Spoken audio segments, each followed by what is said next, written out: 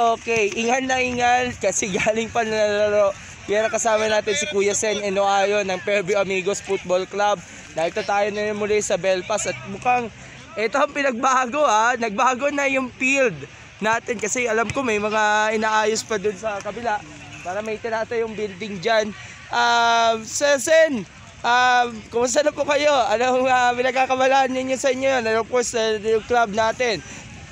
Okay lang naman, medyo busy sa work pero may time pa rin maglaro ng football sa liga.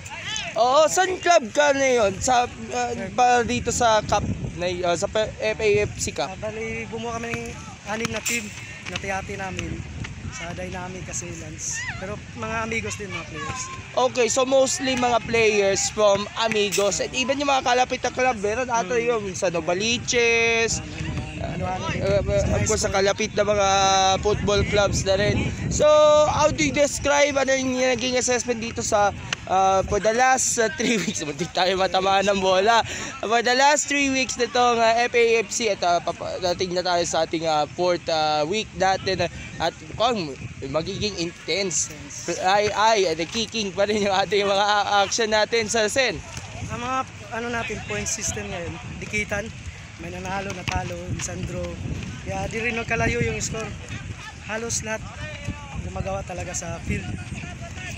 Ayun. So last time binisita kita, binantayan ko yung training ninyo. Kamusta man naging mga pinagbago ninyo? Wala na interview. Ano ba naging progress? Ano na yung mga naging improvements? Especially nakakapaglaro kayo dun sa mga local at national tournaments, 7-a-side, 9-a-side, or 11-a-side na football. Marami na rin kaming invite mga teams o sila nag-invite sa amin na nakilala rin na naglalaro.